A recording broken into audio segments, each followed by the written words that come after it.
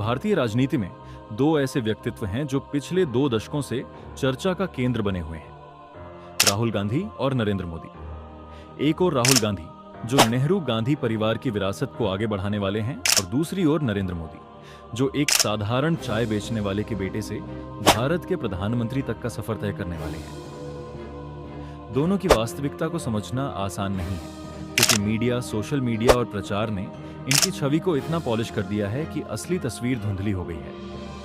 आइए बिना किसी पक्षपात के तथ्यों के साथ उनकी पृष्ठभूमि, सफर, उपलब्धियां, विवाद और समाज पर असर को रोचक अंदाज में देखते हैं। राहुल गांधी का जन्म 19 जून 1970 को दिल्ली में हुआ था। वे पूर्व प्रधानमंत्री राजीव गांधी और सोनिया गांधी के पुत्र थे और नेहरू गांधी परिवार की चौथी पीढ़ी के प्रतिनिधि थे। उनकी दादी इंदिरा गांधी और परदादा जवाहरलाल नेहरू भारत के प्रमुख नेता थे। बचपन से ही राहुल को राजनीतिक माहौल मिला, लेकिन यह आसान नहीं था। 1984 में इंदिरा गांधी की हत्या और 1991 में राजीव गांधी की हत्या ने परिवार को सुरक्षा की चिंताओं से घेर दिया। राहुल की शिक्षा दिल्ली के सेंट स्टीफन्स कॉलेज से शुरू हुई, फिर हार्वर्ड यूनिवर्सिटी, लेकिन सुरक्षा कारणों से वे रोलिंस कॉलेज फ्लोरिडा चले गए, जहां से उन्होंने 1994 में डिग्री ली। उसके बाद कैम्ब्रिज से एमफिल किया। राहुल की प्रारंभिक जिंदगी राजनीति से दूर थी। वे लंदन में मॉनिटर ग्रुप नामक कंसल्टिंग फर्म में काम करते थे, फिर मुंबई में एक टेक्नोलॉजी आउटसोर्सिंग कंपनी शुरू की, लेकिन 2000 के दशक में राजनीति में प्रवेश किया। 2004 में वे अमेठी से सांसद चुने गए, जो परिवार की पारंपरिक सीट थी।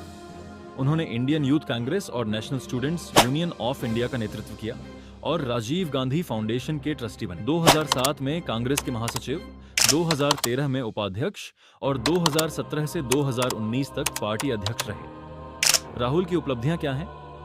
वे सामाजिक न्याय, युवा सशक्तिकरण और समावेशी विकास पर फोकस करते हैं। 2009 के लोकसभा चुनाव में कांग्रेस की जीत में उनकी भूमिका थी, जहां पार्टी 200 सीटों के पार पहुंची। लेकिन 2014 और 2019 में कांग्रेस की हार, क्रमशः 44 और 52 सीटें, ने उन्हें आलोचना का शिकार बनाया। 2024 चुनाव से पहले भारत जोड़ो यात्रा और भारत जोड़ो न्याय यात्रा ने कांग्रेस को 99 सीटें दिलाईं और 10 साल बाद विपक्ष का दर्जा हासिल किया।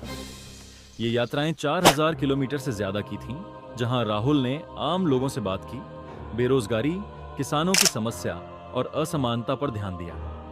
उन्होंने राफेल डील में अनियमितताओं का मुद्दा उठाया, चौकीदार चोर है स्लोगन दिया, जो विवादास्पद लेकिन प्रभावी था। लेकिन राहुल की वास्तविकता में विवाद भी है। उन्हें वंशवाद का प्रतीक माना जाता है, जहां बिना अनुभव के पद मिलते हैं। 20 साल संसद में रहने के बावजूद कोई बड़ा योगदान नहीं, जैसे कोई मंत्रालय नहीं संभाला।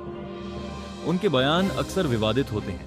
हिंदुओं को हिंसक बताना, भारत को राष्ट्र न मानना या झूठ फैलाने के 2023 में मानहानि केस में 2 साल की सजा और संसद से अयोग्यता, जो सुप्रीम कोर्ट ने निलंबित की, ने छवि खराब की। लेकिन समर्थक उनकी विनम्रता की तारीफ करते हैं। पिता की पुरानी जैकेट पहनना, आम लोगों के साथ बैठना और प्रेस कॉन्फ्रेंस में सवालों का सामना करना। राहुल की वास्तविकता यह है कि वे एक ऐसे नेता हैं जो आदर्शों पर चलते हैं, लेकिन व्यावहारिक राजनीति में कमजोर। किसानों, फिर आदिवासियों और युवाओं के मुद्दे उठाते हैं, लेकिन संगठनात्मक कमजोरी के कारण कांग्रेस कमजोर। नरेंद्र दामोदर दास मोदी का जन्म 17 सितंबर 1950 को गुजरात के मेहसाणा में एक साधारण परिवार में हुआ।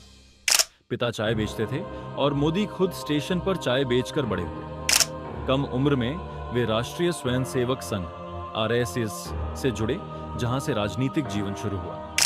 1980 के दशक में भाजपा में शामिल हुए और संगठनात्मक कौशल से उभरे। 1987 में गुजरात भाजपा के महासचिव बने और 1995 चुनाव में भाजपा की जीत में भूमिका निभाई।